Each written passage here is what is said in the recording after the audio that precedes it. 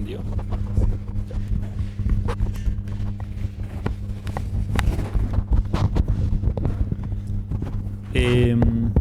Luego hay una etapa de generación de trayectoria donde vamos a ver cuál es la trayectoria óptima, cuáles son los parámetros de esa trayectoria que vamos a utilizar. Y finalmente hay un tema del seguimiento de esa trayectoria. Y eso tiene relación con que a veces cuando hay incerteza asociada que hace que si nosotros trazamos una trayectoria como esta de aquí, el robot se va a ir en el camino desviando esa trayectoria y vamos a querer ir acomodando la trayectoria o irnos acercando de nuevo hacia la trayectoria, mantenernos con un error acotado o el mínimo posible dentro de la trayectoria.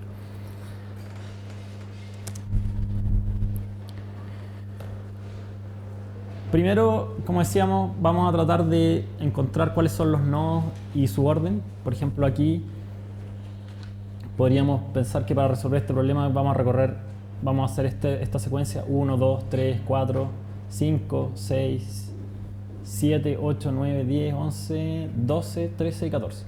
¿Ya?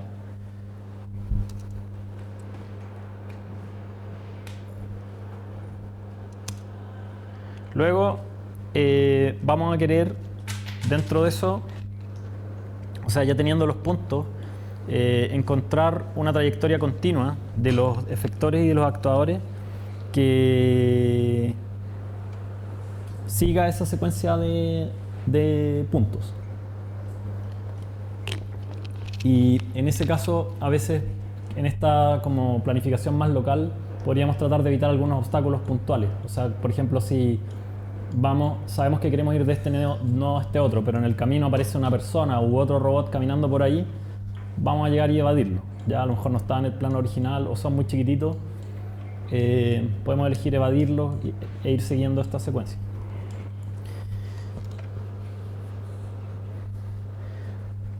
En el caso del seguimiento de la trayectoria, como dije recién, ocurre que muchas veces, tanto por incertezas que hay en lo sensorial como en la actuación, nos vamos a ir alejando de la trayectoria y vamos a tratar de ver cómo mantenerlo lo más cercano posible. Es un problema recursivo porque puede ser que además en el camino vayamos generando nuevas trayectorias para tratar de encajarnos con la trayectoria que llevábamos. O sea, si nosotros teníamos originalmente esta trayectoria y aquí nos dimos cuenta que nos salimos, ya sea porque percibimos mal en algún momento o porque una acción que ejecutamos no tuvo exactamente el resultado que esperábamos, necesitamos cualquier trayectoria que ejecutamos de ahí en adelante, tenemos que asumir que va a partir desde el punto en el cual estamos.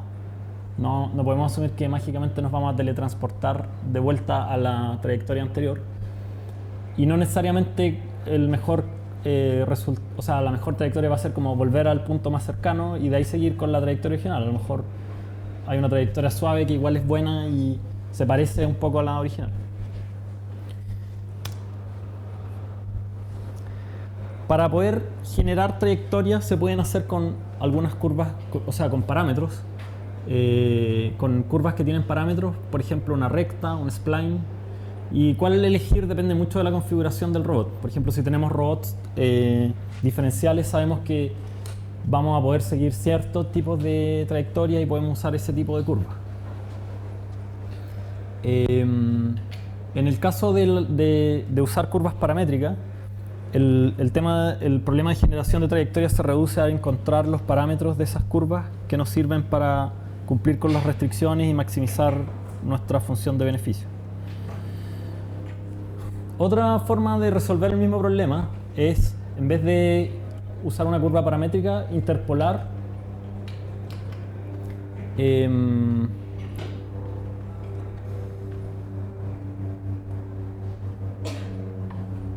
perdón, no solamente puede ser que sea otra forma, sino que puede ser una forma que se use complementariamente.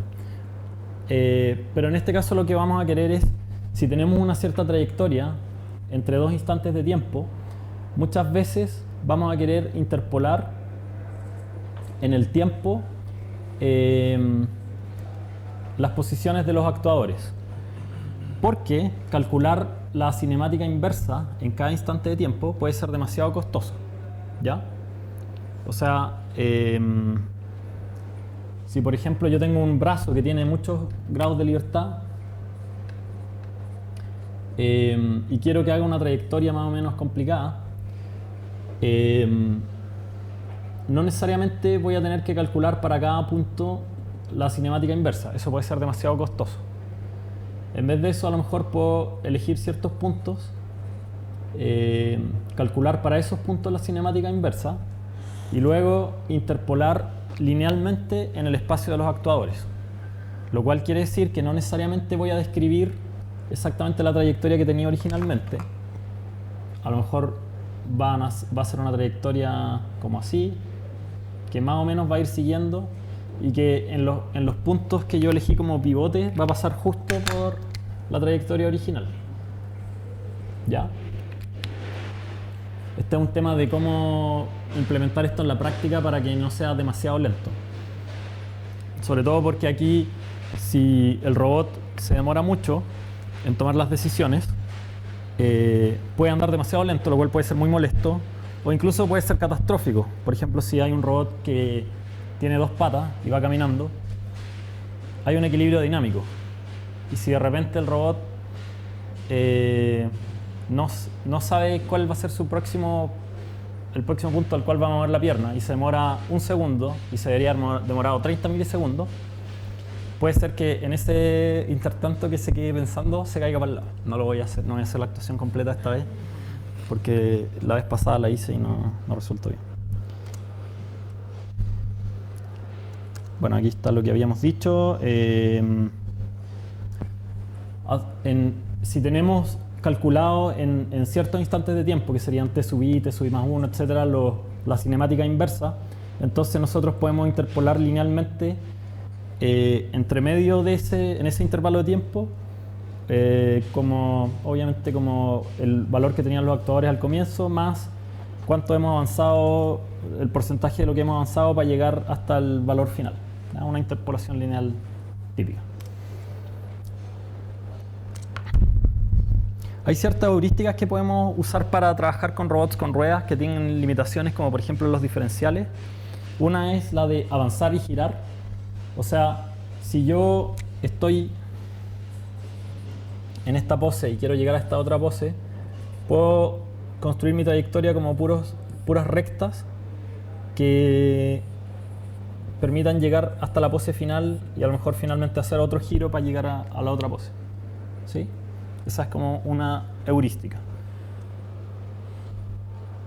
A propósito, la palabra heurística, no sé si todos la conocen, pero quiere decir como una regla que se puede usar que no tiene necesariamente como una justificación muy teórica o lo que sea, sino que es una regla práctica que sirve para resolver un problema que se puede fundamentar como intuitivamente más bien y es simple normalmente y se puede aplicar fácilmente. Una modificación un poquito más compleja que sobre esta anterior es que en estas esquinas, para no hacerlas tan duras, podemos poner que haya un giro con un radio fijo, con un radio de giro fijo, ¿cierto? Y con eso el robot va a ir avanzando, de repente va a empezar a girar con un radio de giro fijo y después va a seguir en la otra dirección. Pero los nodos por los cuales va a pasar serían como los mismos que en ese caso.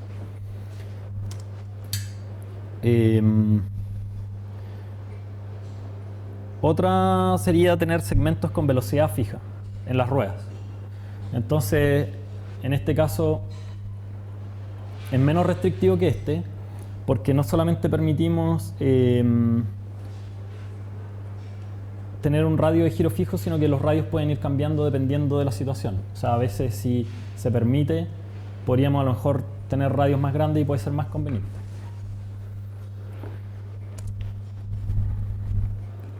Y ahora vamos a pasar a otro tema que es fundamental para este curso, que es el tema de la odometría. La odometría es la capacidad de medir el desplazamiento relativo que está teniendo el robot entre dos instantes de tiempo. Pero hacer una medición sin referenciarse en principio sin referenciarse con los objetos que hay, sino solamente referenciándose consigo mismo. O sea, si yo estoy acá Como dije en alguna otra clase, es como si cierro los ojos, doy algunos pasos y solamente en base a lo que yo estoy sensando con mis sensores internos, tratar de estimar cuál es mi cambio de pose con respecto a la pose original, usando esa, no sé si estoy apuntando al punto original porque no veo, pero usando esa referencia, ¿ya? Y hay un efecto que existe en la odometría que es muy claro cuando uno cierra los ojos, y es que a medida que uno va avanzando, la incerteza respecto a ese cambio de pose aumenta cada vez más. Y por eso cada vez me está dando más miedo chocar con algo, a pesar de que probablemente estoy súper lejos de todo. Pero lo que ocurre es que, como aquí estamos integrando lo que ha ocurrido durante toda la trayectoria, un pequeño error en la estimación de la orientación en los primeros pasos se transforma en un tremendo error en la posición final. ¿Sí? Eso es un concepto que vamos a ir usando, que va a influir mucho en lo que vamos a ver en la parte de estimación de estado en el curso. O sea, si yo estoy construyendo una trayectoria en base a puros deltas chicos que estoy estimando, vamos al tiro a detallar eso, si tengo un pequeño error aquí en la estimación de mi ángulo, se va a producir una curva distinta que va a tener un error súper grande aquí de distancia. Después, y ese error cada vez crece más. O sea, el efecto de ese pequeño error acá, mientras más tiempo pasa, más crece.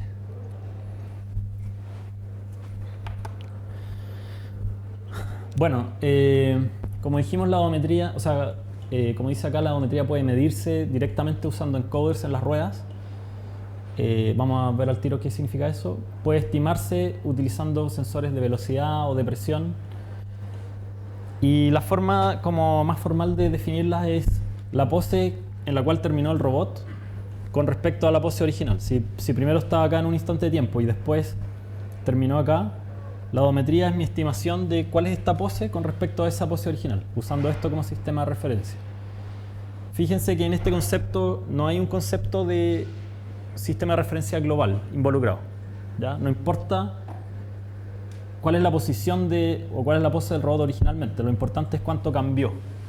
Es como el delta en posición y en orientación. ¿Alguna consulta respecto a eso?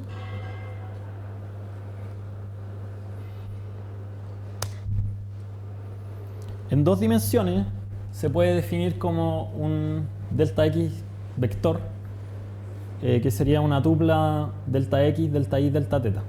¿Sí?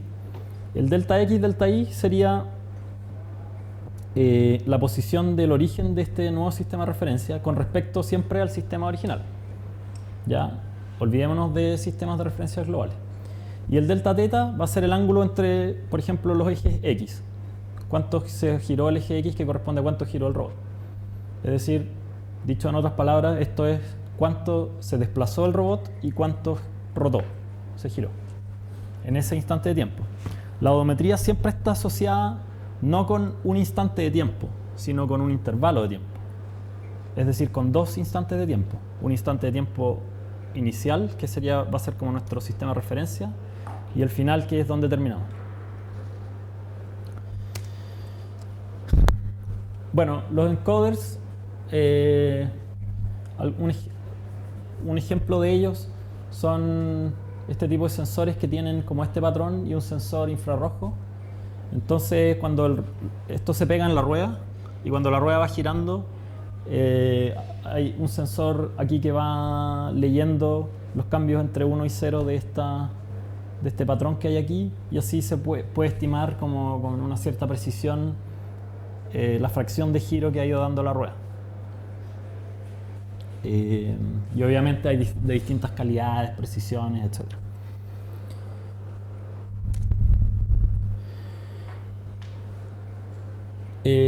Está el concepto de dead reckoning, que significa lo que dijimos de alguna manera aquí, que es si yo tengo varias odometrías compuestas una sobre la otra, puedo ir como sumando todas esas odometrías de una manera especial y poder tratar de estimar la pose final del objeto como la suma de todas esas odometrías, o digamos la odometría total, e incluso tratar de estimar más o menos la trayectoria, como este dibujo acá. Si yo sé que primero estaba acá y con respecto a eso me moví en pose eso, ese delta, después este con respecto a eso y así como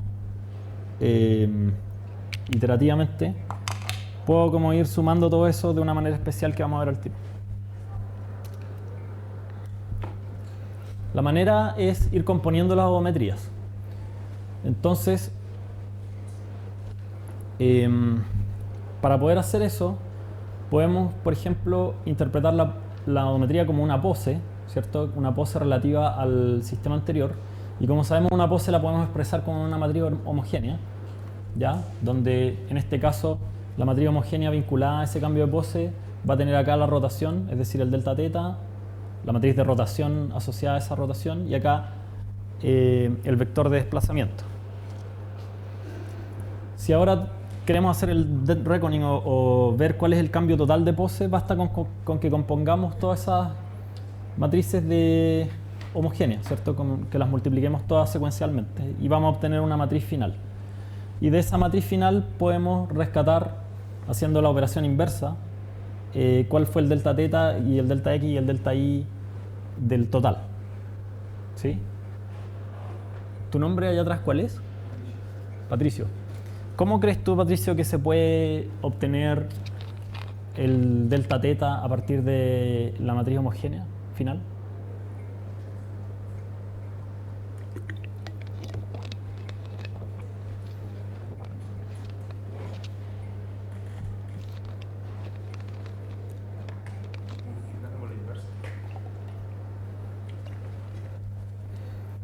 ¿La inversa de qué?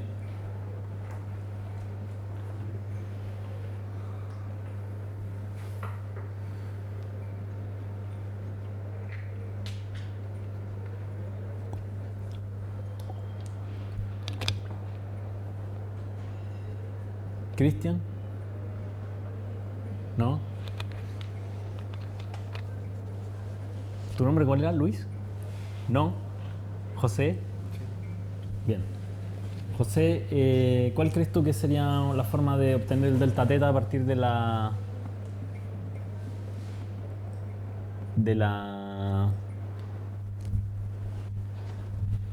matriz homogénea final?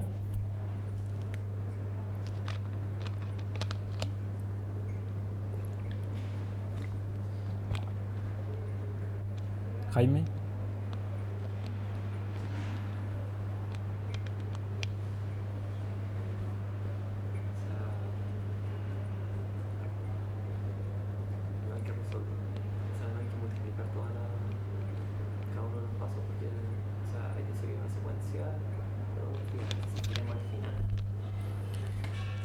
Ya, eso es el procedimiento para obtener esto. Ahora mi pregunta es, si ya tenemos esto, ¿cómo podemos sacar de ahí el delta teta final? ¿Cuánto varió el ángulo en total?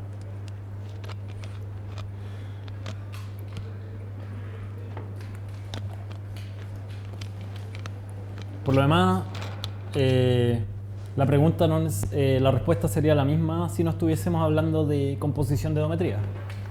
La pregunta es, si yo tengo una matriz homogénea, ¿cómo puedo extraer el ángulo de rotación de la matriz homogénea? ¿Cuál es tu nombre? Sebastián. Sebastián, tú sabes la respuesta, parece. Que la matriz homogénea tiene la matriz de rotación. Uh-huh. La matriz de rotación ya conocemos la forma. ¿Cuál es esa forma? Con seno y coseno. Ya, Entonces, no te acordáis, pero es coseno teta, seno teta, perdón, menos seno teta, coseno teta, ya. Y nosotros vamos a tener una matriz homogénea que va a tener aquí como A, B, o pongámosle así, R1, R2, o menos R2, R2, R1, T1, T2, aquí un 1, 0, 0. Entonces, ahí puedo sacar con el coseno, etc. claro, podría tomar, por ejemplo, en verdad el arcoseno tiene dos soluciones. Claro, o sea, Podría usar ATAN 2, por ejemplo, que tiene una sola solución. Podría usar ATAN 2 de R2, R1, ¿sí? Bien, muy bien, esa era la respuesta. Entonces, si yo hago toda esa descomposición y llego finalmente a la matriz homogénea, de esa manera puedo leer el ángulo. Pero eso funciona porque te estés moviendo en un plano, ¿no? Que si te estuvieras moviendo en 3 dimensiones, esa cuestión además tendría un montón de senos y cosinos multiplicados de los otros grados de libertad. Y ya no podía hacer eso. Porque te quedan senos multiplicados por otros senos y cosenos y una cuestión rara. Pero no es tan raro. En cualquier caso se puede resolver. No, sí, Siempre. pero despejarlo. Despejarlo va a ser un poquito más difícil que esto. De partida además tenemos que despejar 3 ángulos. Pero en casi todos los sistemas que vimos consisten como en la aplicación de una secuencia, es como una secuencia de cada uno de esos ángulos. Entonces hay uno de estos que es un coseno, después hay, pues suponte, coseno alfa, el otro es como seno alfa por coseno beta y el otro es como seno alfa, seno beta, coseno gamma. Entonces si vais despejándolo secuencialmente es súper fácil. ¿Me explico? Como que usando uno... No creo que sea fácil. ¿Ah? Lo entiendo, pero no creo que sea fácil.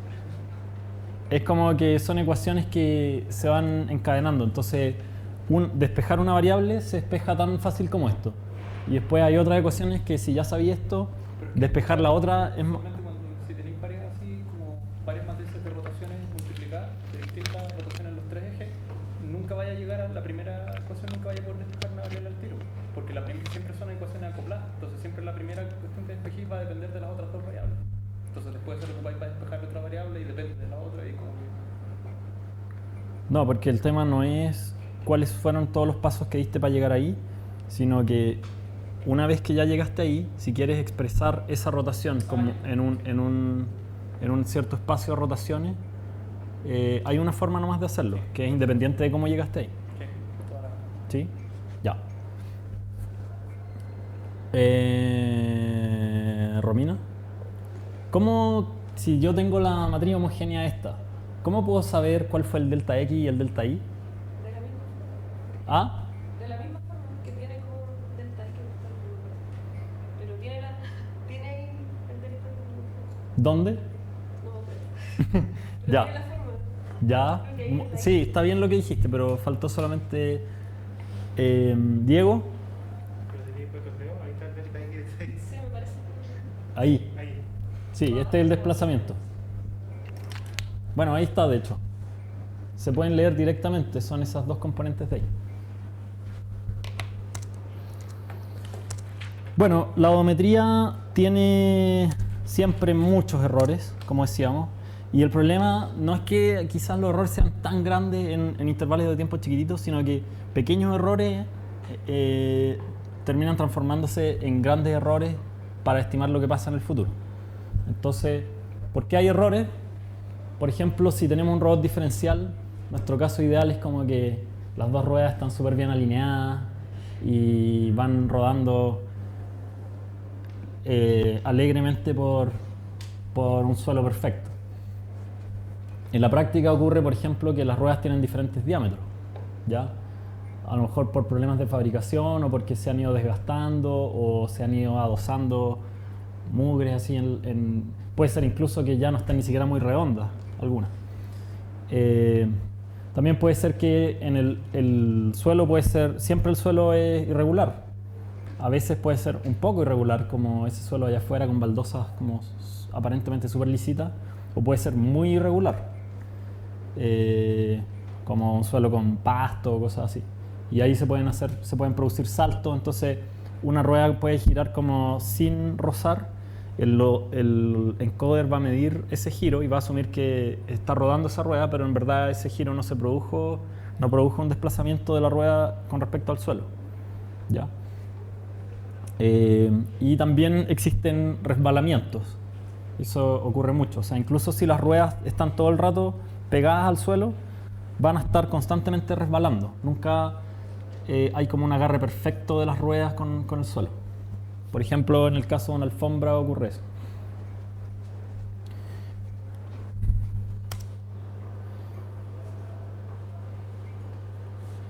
Si nosotros, juntando un poco varios de los conceptos de los cuales hemos hablado, si nosotros vamos usando odometría todo el rato, podemos hacer el seguimiento de una trayectoria de lazo abierto.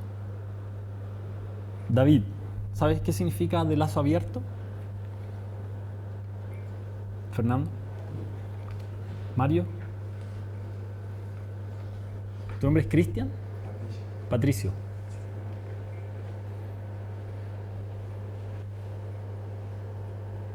Ya vamos a hacer trampa. Rodrigo, ¿tú sabes lo que significa de lazo abierto? Sí, que no se realimenta sensores para saber que está ahí, dónde está ahí.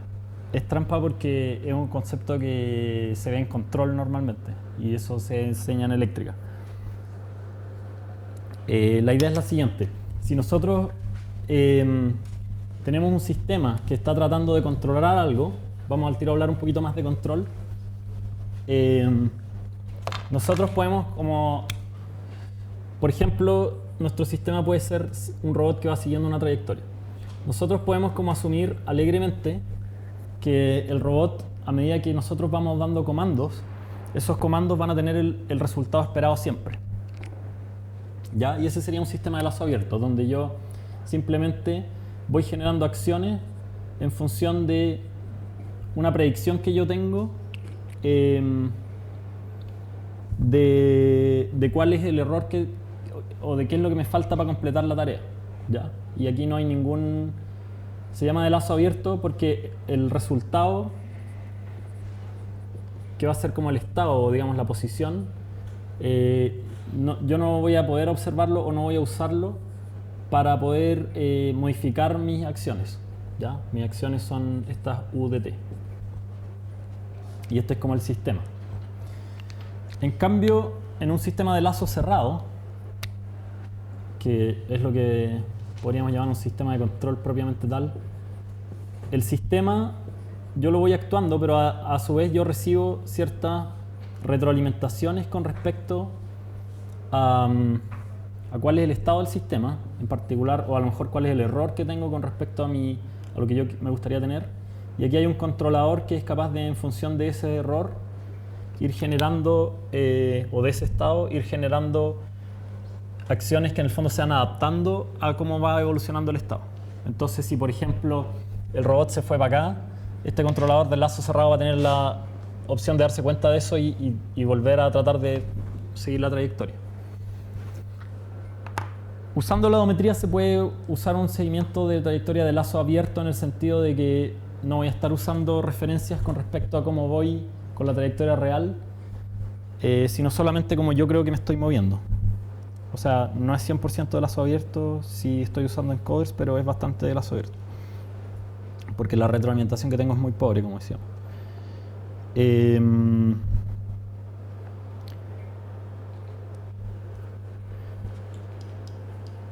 Si yo tengo esta pose de destino, digamos, a la cual me gustaría llegar, y en el camino me doy cuenta que voy cometiendo esos errores, puedo ir redefiniendo mi trayectoria, como decíamos alguna vez, y en cada instante de tiempo puedo ir componiendo como el cambio, o sea, la trayectoria que me falta llegar, como el estado actual, más una cierta trayectoria que es la que me permite llegar desde ese punto hasta donde voy. Y por lo tanto, si quiero ahora despejar qué es lo que me falta para llegar ahí, basta con que multiplique por la inversa de esta matriz homogénea, que es la que me dice dónde estoy, a ambos lados. Y por lo tanto, si quiero, para poder calcular qué es lo que me falta para llegar, va a ser la inversa de la matriz homogénea de donde estoy por la matriz hacia donde voy. ¿Se entiende esto? ¿Cuál es la idea?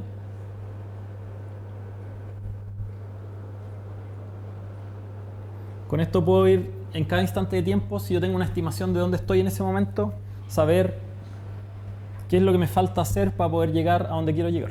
Esa es la idea.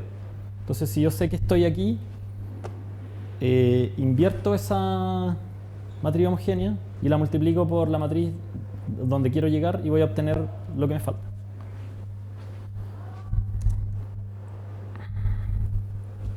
Oh. Hay un problema con unos fonts, parece. Ya. Em, bueno, voy a pedirles disculpas por esto, pero vamos a ir viendo las ecuaciones igual por si alguien las quiere anotar. Se supone que se deberían poder ver aquí.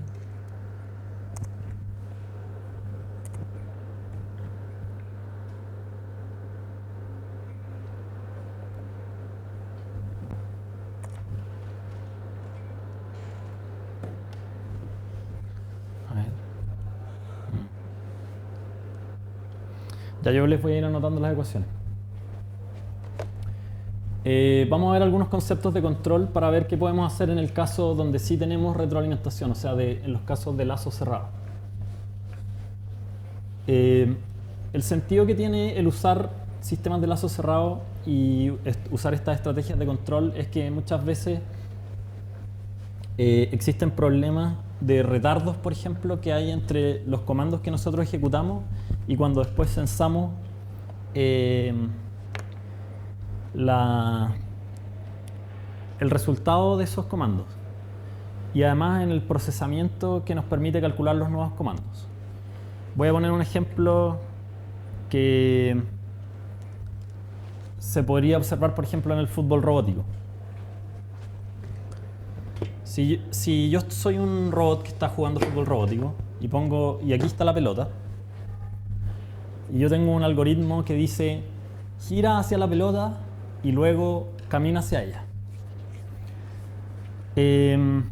Dado distintos tipos de errores y estos retardos de los cuales estoy hablando, perdón, primero antes que eso,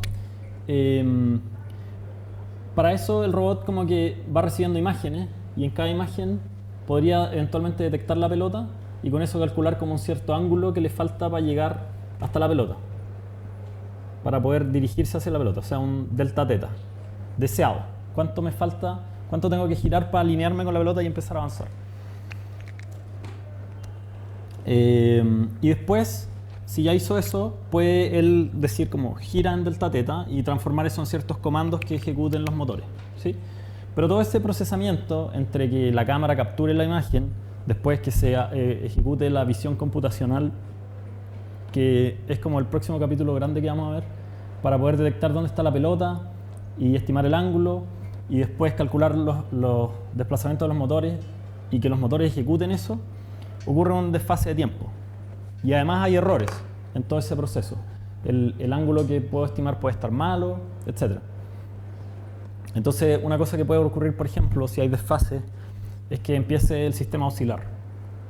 ¿Ya? El robot puede estar aquí, puede ver la pelota, puede empezar a girar y cuando llega al punto en el cual ya está alineado, no se da cuenta de eso porque recién estaba, recién el comando que va a ejecutar ahora corresponde a una imagen que obtuvo antes, por los desfases a la imagen que todavía estaba desalineada.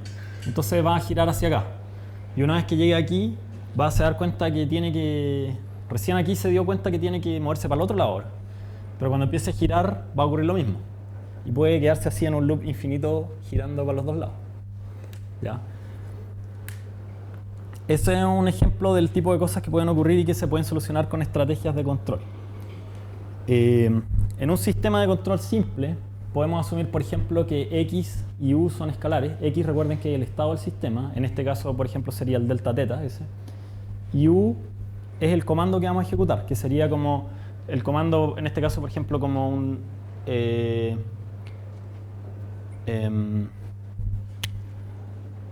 llamémosle a este mejor teta o alfa, ¿ya? Y llamémosle delta teta o llamémosle U sub teta mejor, a un comando que en el fondo yo le puedo dar a los motores del robot para decirle gira en ese ángulo U sub teta. Entonces, ese es un caso unidimensional que calza perfectamente con esto. Además, vamos a pedir que X sea observable, ¿ya? Hay veces en el cual el estado ni siquiera es observable. Podemos observar otras cosas a través del estado. Por ejemplo,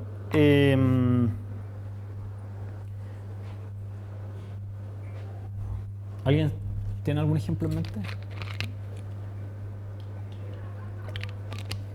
La velocidad del pistón a través de un motor. No podéis medir la velocidad a la que está Ya, Puedes medir a la velocidad que giran otras cosas e inducir la velocidad, o sea, deducir la velocidad de eso. claro, si uno quisiera controlar esa velocidad, en principio es difícil medirla. Otro ejemplo es, por ejemplo, supongan que ustedes tienen un horno, ¿ya? Que tiene metal fundido aquí. Y ustedes le están inyectando calor a esto, energía para aumentar la temperatura.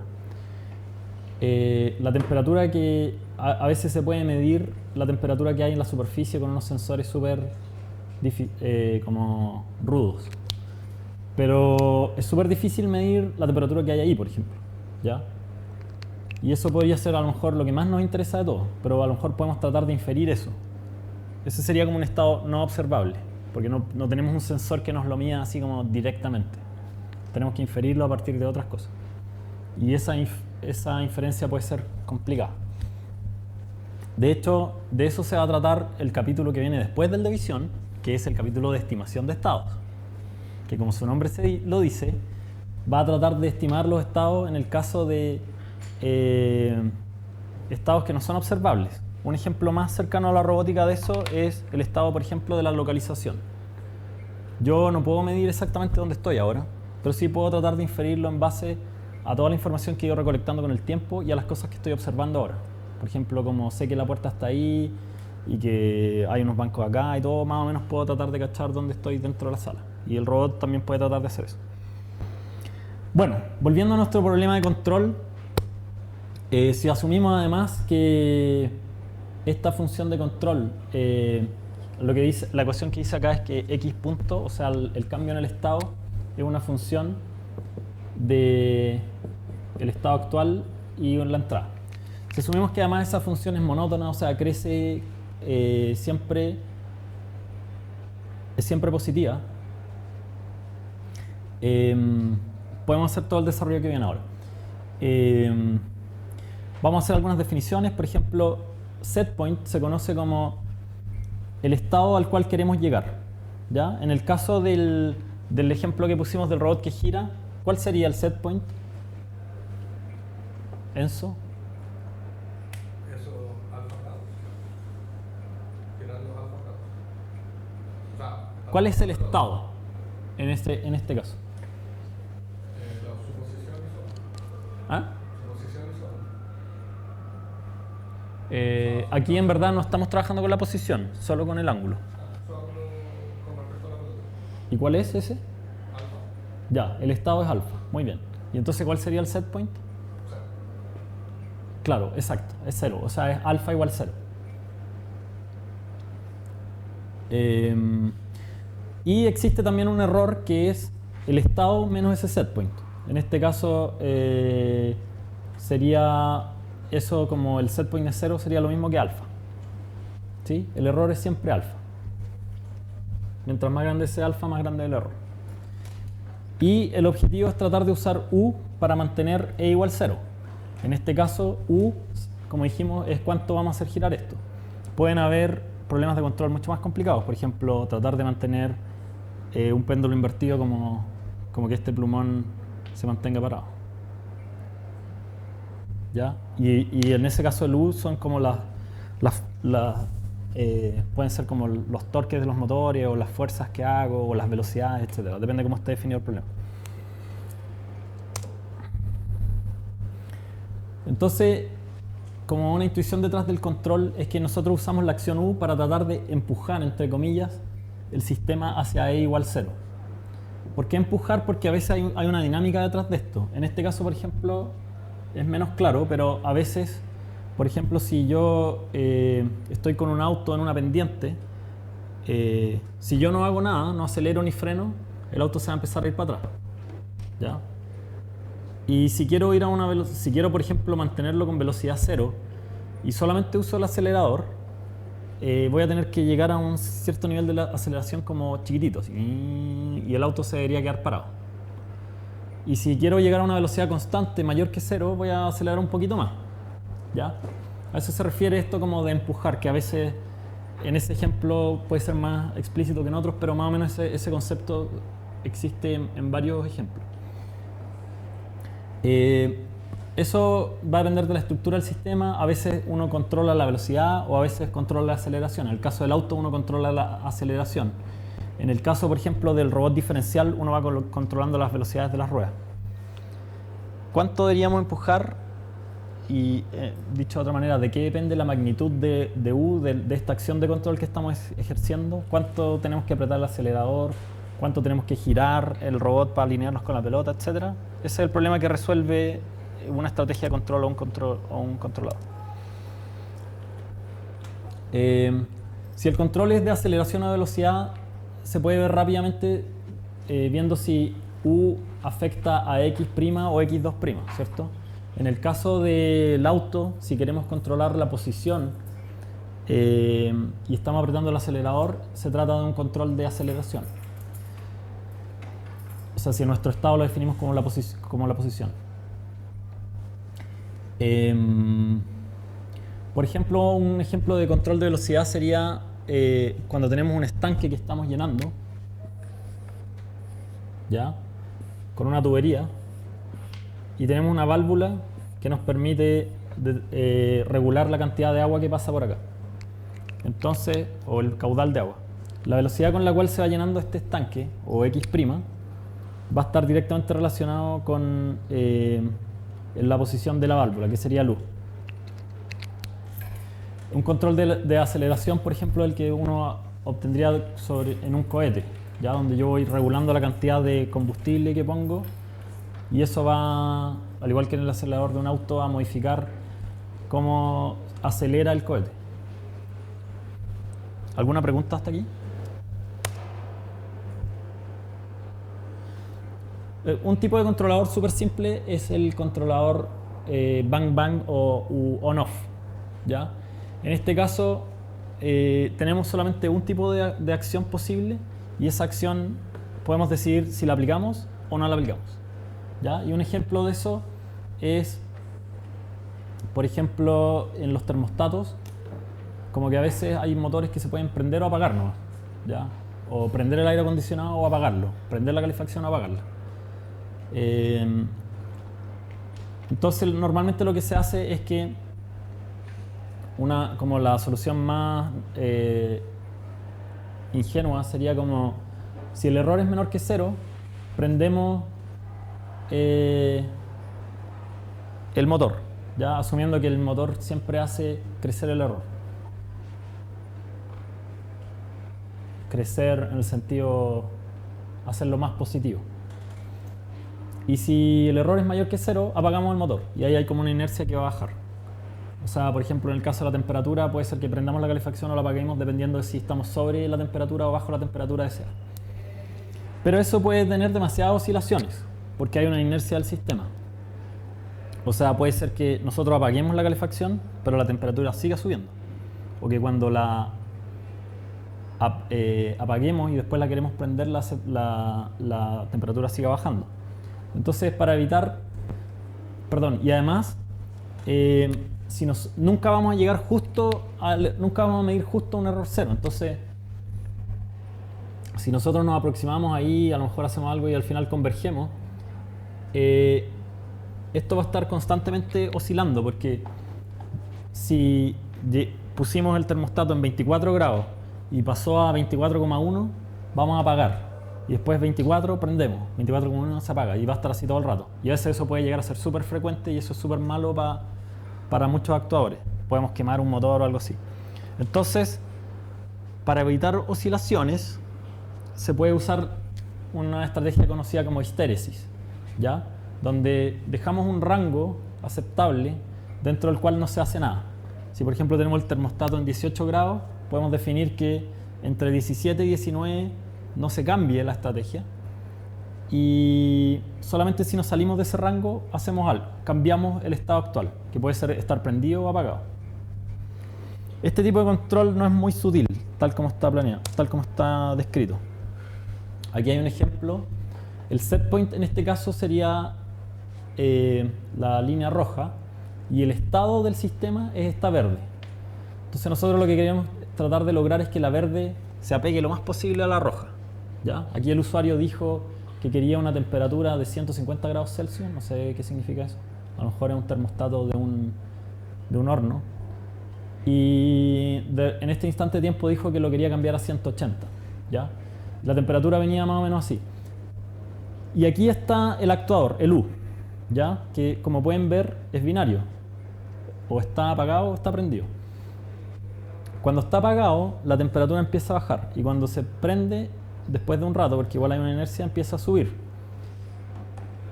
En algún momento esto sobrepasa la temperatura del set point y ahí se apaga.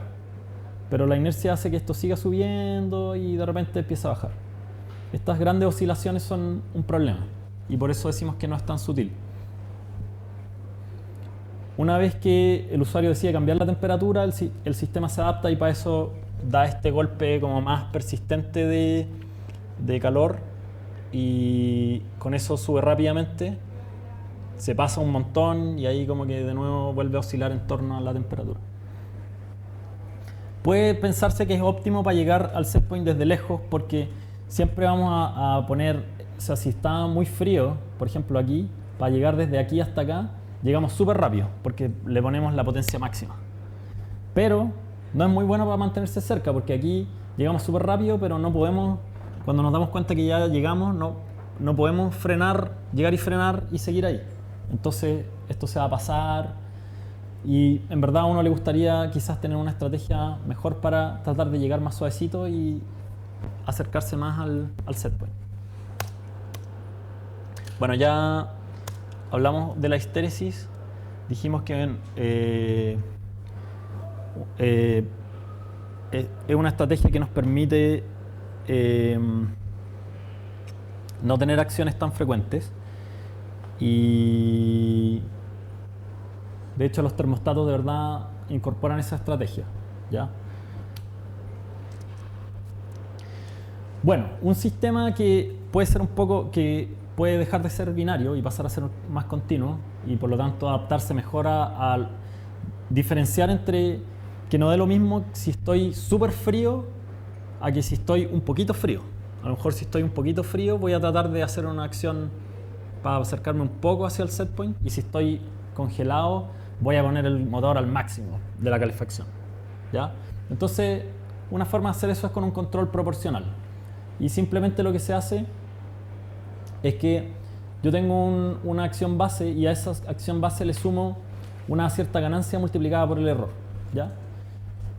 Entonces de esa manera si el error es grande voy a ejercer una acción grande y si el error es chico voy a ejercer una acción chica. Si nosotros tenemos un sistema lineal, eso hace que la convergencia sea exponencial en teoría. O sea, si yo tengo este set point y estoy acá y aplico un control proporcional de ese estilo, el sistema va a ir convergiendo hacia el set point de esa manera, ¿sí? La ganancia determina qué tan rápido el sistema responde al error. Si la ganancia es mayor, SK, que es un parámetro del sistema, esto se va a aproximar más rápido. Eventualmente podría llegar a pasarse. Y si es muy chica, no se va a pasar, pero puede llegar a converger muy lento, así, y no llegar nunca.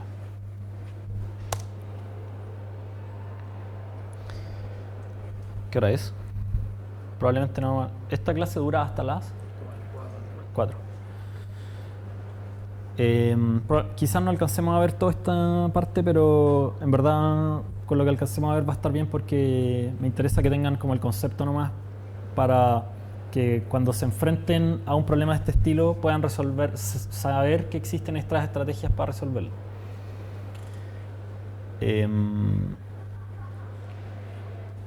Porque creo que este tema de la oscilación en torno al ángulo de la pelota es uno de los problemas que más tiempo me ha quitado en mi vida. Y en verdad es súper fácil de resolver usando alguna de estas estrategias de control. ¿Sí? Que no lo he dicho aún, que hay un error de la fuente. Entonces, ¿qué significa esa X minúscula con la I? Ah, O sea, X minúscula excelente con la pregunta. I mayúscula. Sí. Pensé que era obvio, pero esto significa X punto. Gracias por la pregunta. Gracias. No, no, lo de que pensé que era obvio no es cierto. Era solamente para sacarme los pillos. Y ahí también. Sí, con tips de y, punto, punto. ¿Sabes? No, es aquí. Y yo no que estaba como que estaba Punto, punto.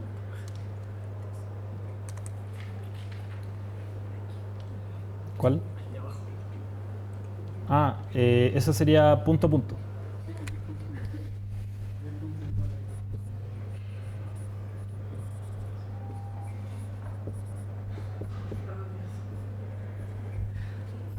Sí. En todo caso, voy a dejar las diapositivas en la página y si ustedes tienen un computador con Windows y instalan MathType o los fonts de MathType, se debería poder ver esto. No pensé que iba a pasar este torneo. Lo lamento.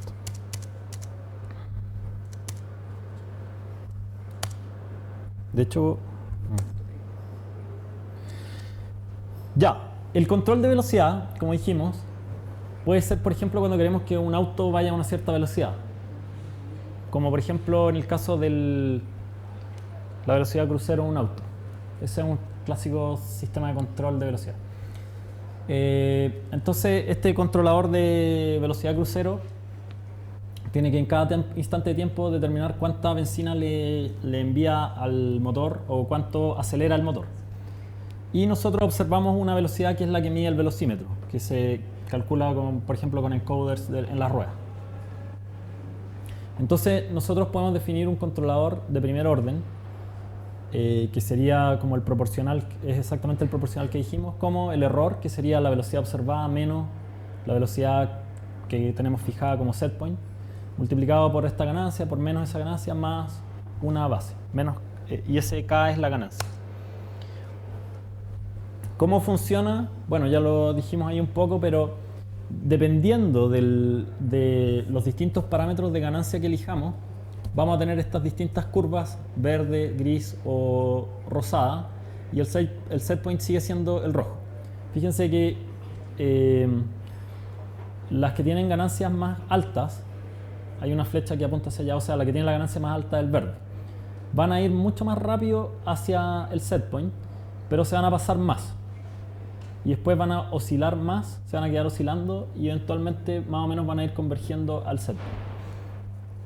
Si nosotros tenemos una fuerza que se está oponiendo a nuestra acción de control, como por ejemplo en el caso del auto que va en una pendiente, hay una fuerza grande, o sea, en este caso si nosotros soltamos y no aceleramos nada, el auto se va a empezar a ir para atrás, como decíamos.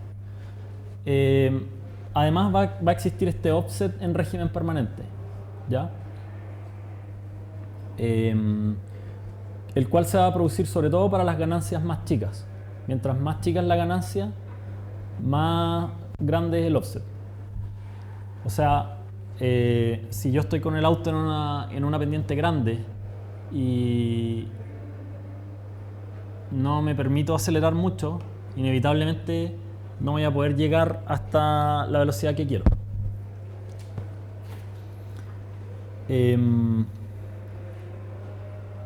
Bueno, fíjense que por ejemplo, en la medida que vamos reduciendo la ganancia, cada vez vamos más lento y eventualmente nos alejamos más al punto al cual podemos llegar si existe esta fuerza como que se opone. A esa fuerza que se opone aquí le llamamos perturbaciones continuas, que están siempre presentes, sería ese término D. Y llegamos a la conclusión de que en ese caso el controlador proporcional, que es el que estamos usando ahora, no puede llegar a mantener un error cero. ¿Por qué? Porque si nosotros tenemos un cierto acción base que está definida de manera que esa acción base para un cierto set point va a llegar, o sea, el x' es 0, entonces cuando le agregamos es decir, se estabiliza el x en un cierto valor, cuando le agregamos la perturbación, el x' va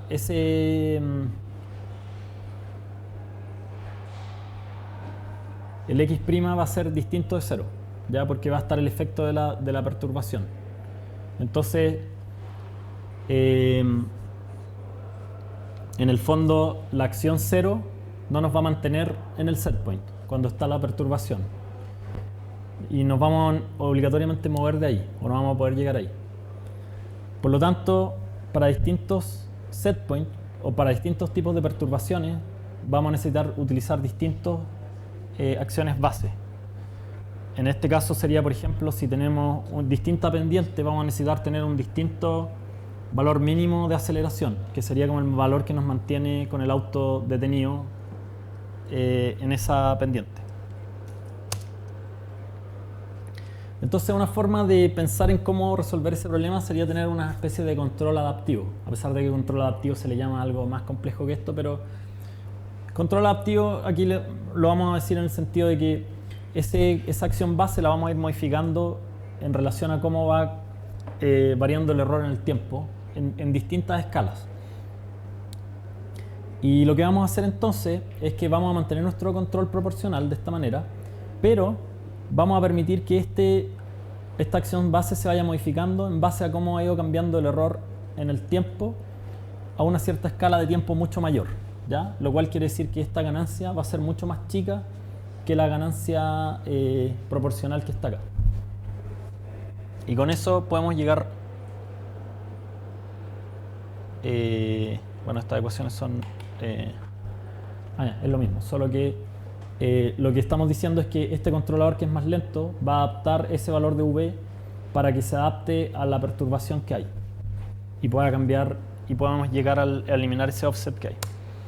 Y con eso llegamos al controlador integral, ¿ya? Si nosotros tomamos las ecuaciones anteriores y las reemplazamos e integramos, vamos a llegar a que la acción base va a ser una función del tiempo que va a ir variando con el error y se va a ir integrando con el error en el tiempo.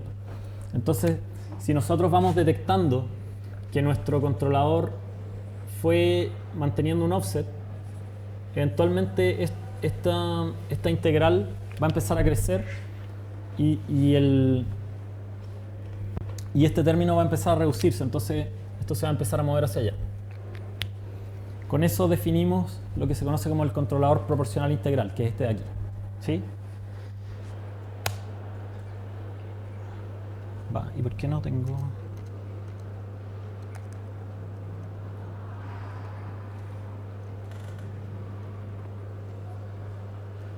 ¿Qué hora es? Ya. Finalmente, existe el control derivativo, que consiste en agregarle un efecto de amortiguamiento a las acciones para evitar este pasarse del cual hablamos, que ocurre cuando vamos muy rápido hacia el setpoint. Estas como sobre reacciones que tenemos aquí las podemos amortiguar. Si tenemos una amortiguación de este controlador, las podemos evitar y podemos llegar como convergiendo suavemente hacia el setpoint. Y eso se puede lograr con un control derivativo, ¿ya? En este caso la idea es agregar un término, este es E', que diga relación con cuánto está variando el error. Entonces, si nos damos cuenta que el error se está reduciendo rápidamente, nosotros disminuimos nuestra acción, ¿ya? Porque nos damos cuenta que nos estamos acercando rápidamente hacia el setpoint y por lo tanto no es necesario seguir como empujando tanto. Ese es como el concepto detrás de esa amortiguación. Si ahora tenemos un control derivativo, fíjense que el control derivativo igual tiene una componente proporcional. Está la componente proporcional, que es la que nos empuja siempre igual hacia el setpoint, pero tiene además esta otra que nos amortigua ese empuje. Entonces, a medida que nos acercamos ahora en esta dirección, se está aumentando el amortiguamiento. Si no tenemos amortiguamiento, tenemos esta reacción que es la que habíamos visto en el control proporcional, pero a medida que aumentamos el amortiguamiento, nos vamos acercando de manera más sutil al setpoint, pero eventualmente puede ser que sea demasiado sutil y que nunca converjamos, igual que en el caso del control proporcional. Además, este tipo de control es vulnerable al ruido, o sea, si nosotros tenemos ruido al observar el estado y por lo tanto al observar el error, ese ruido puede amplificarse al estimar esas derivadas y puede ser que el controlador empiece a tomar acciones súper descontroladas, ¿ya? O sea, súper poco adecuadas, ¿ya? ¿Se entiende por qué eso?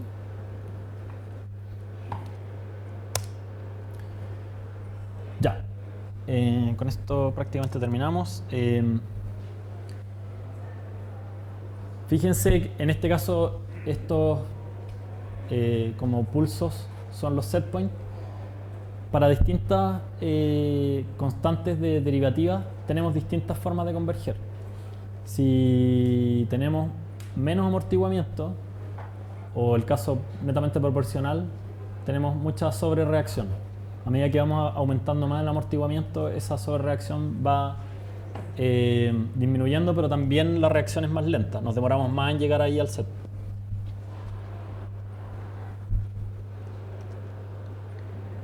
Ya.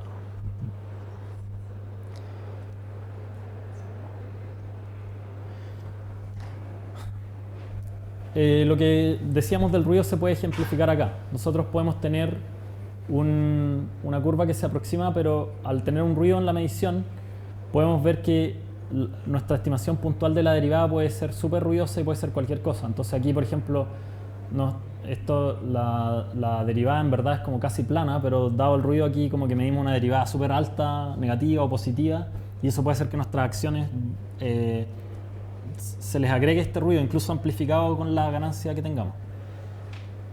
Si la ganancia es grande, se puede amplificar ese problema, incluso se puede llegar a poner inestable el sistema. Bueno, y finalmente el controlador PID, que al cual queríamos llegar, es el controlador proporcional integral derivativo, ¿ya?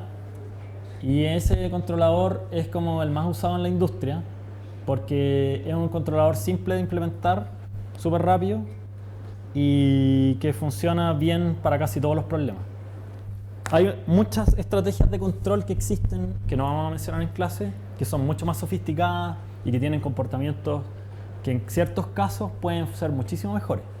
Pero el PID es como una solución súper estándar y súper robusta. Pero tiene el problema de que es difícil de sintonizar. Eso quiere decir que aquí tenemos tres ganancias. Una ganancia para el término proporcional, una ganancia para el término integral y una ganancia para el término derivativo. Y nos acompaña nuestra Y siempre ahí, en la derivada del orden. Entonces, hay tres parámetros que yo tengo que ajustar y ponerle a mi controlador. Y esos tres parámetros, el encontrarlos se conoce como sintonizar el controlador. Y hacer esa sintonización puede ser difícil. Igual hay métodos para hacerlo. Y esos métodos son súper estándar, o sea, en verdad no es tan difícil, pero si uno llega y pone cualquier valor, puede funcionar súper mal. Bueno, aquí está como el funcionamiento de un controlador PID bien sintonizado. Tiene como una respuesta suave, que es lo que uno esperaría. Si él converge súper bien, o sea, aquí observamos un comportamiento que no habíamos observado en los otros controladores, que es que converge al setpoint y se mantiene ahí como pegado en el setpoint. Pero además en la transición hace como un movimiento suave. Primero, cuando se da cuenta que se produjo este error, se va al máximo, casi como un control on-off, lo cual es súper bueno porque nos permite como tratar de movernos rápido al comienzo. Pero una vez que se empieza a dar cuenta por el efecto derivativo que se está aproximando rápidamente ahí, empieza a amortiguar ese efecto y empieza a bajar de manera de no pasarse como ocurría en el proporcional, sino aproximarse como sutilmente al setpoint. ¿Ya? Y eso, todos esos efectos, el que se produzcan bien o no, el que tan rápido se aproxime, si se pasa o no, depende de esta sintonización de la que hablamos. Obviamente, si aumentamos, por ejemplo, el término integral o reducimos el derivativo, hay más probabilidades de que nos pasemos y ese tipo de cosas. O puede ser que ande muy lento, etc. Aquí hay algunos, en un controlador PI que no tiene el efecto derivativo, podemos ver los efectos de mover ciertos parámetros. Si tenemos como este caso base, donde tenemos ese tipo de aproximación, en la medida que aumentemos la componente integral, nos vamos a ir aproximando más rápido y vamos a reducir probablemente el offset de tiempo de régimen permanente, o sea, nos vamos a a mantener más en torno al set point, pero vamos a tener más oscilaciones. O sea, nos vamos a pasar más, siempre. En cambio, si tenemos una componente integral más chica, lo contrario, nos vamos a pasar menos, pero nos va a costar más, vamos a aproximarnos más lento y eventualmente puede que tengamos más offset o que el offset se mantenga durante más tiempo. Por otro lado, la ganancia proporcional produce un efecto más o menos similar. Si la ganancia es más grande, vamos a tener una aproximación más rápida, como dijimos, y nos vamos a pasar más. Y si es más lenta, vamos a ir más lento. O sea, si esa ganancia es más chica, vamos a ir más lento, pero no nos vamos a pasar. Y eventualmente podemos llegar a tener también errores en régimen permanente. Ya, con esto terminamos. ¿Alguna pregunta? Ya, con esto terminamos esta primera clase, esta primera parte como introductoria al curso. A partir de la próxima clase vamos a empezar el capítulo de sensorial, donde vamos a ver harto de visión computacional. En la primera clase es como un poco introductoria al capítulo, vamos a hablar de sensores en general, de tipos de sensores que hay. Pero hay varias clases y mini tareas y tareas de visión computacional, es decir, en los robots las cámaras RGB y RGBD son sensores súper importantes, así como para nosotros nuestros ojos, que nos entregan muchísima información. Para los robots también lo son, sobre todo información espacial. Entonces le vamos a dar harto énfasis al tema de visión computacional, pero también vamos a ver un poco de láser, sonares, o sea, sensores de rango, y también vamos a terminar viendo sensores RGBD, que son Kinect y cosas por el estilo. Cómo operar con ellos, cómo hacer modelos en 3 dimensiones de un ambiente con ese tipo de sensores. Y como dije, después de ese capítulo, creo que el control 1 llega hasta ese momento. Y después de ese capítulo vamos a tener un capítulo de estimación de estado, donde vamos a ver varios métodos para resolver este problema de cuando el estado no es observable, pero tenemos otro tipo de observaciones y queremos tratar de saber cuál era el estado. Ya, que les vaya muy bien. Si hay alguna pregunta, este es el momento. Recuerden la mini tarea. Y hay otras mini tareas puestas que son para después, pero ya están subidas. Y la tarea 1 también, pero son para después. Las subí para que... ¿Ah? ¿Cuántas mini tareas van a haber? Van a haber 6 mini tareas y 2 tareas y el proyecto. Eso es todo. Y los controles pretendo que sean fáciles, con apuntes y todo. Es más por un formalismo. En realidad lo que debería tomarles más tiempo es las tareas. Sí. Por favor, voy a insistir, respecto al auxiliar, a lo mejor algunos de ustedes no estaban.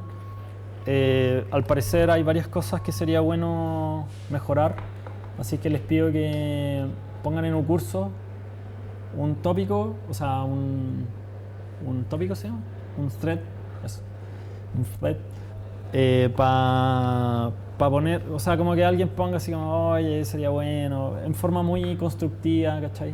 Para que le ayudemos, por el bien de todos, le ayudemos al auxiliar a saber cómo hacer de mejor manera al auxiliar para que todos aprendan.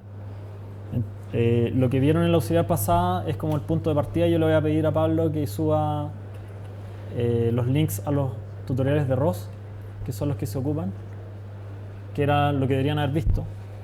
Pero en el futuro la idea es que el auxiliar les sirva. Y de hecho yo encuentro que los temas que se dan en los auxiliares son súper interesantes desde el punto de vista práctico para que ustedes aprendan a usar robots de verdad y además puedan hacer bien los proyectos que son con robots. Ya, que les vaya bien, gusto verlos.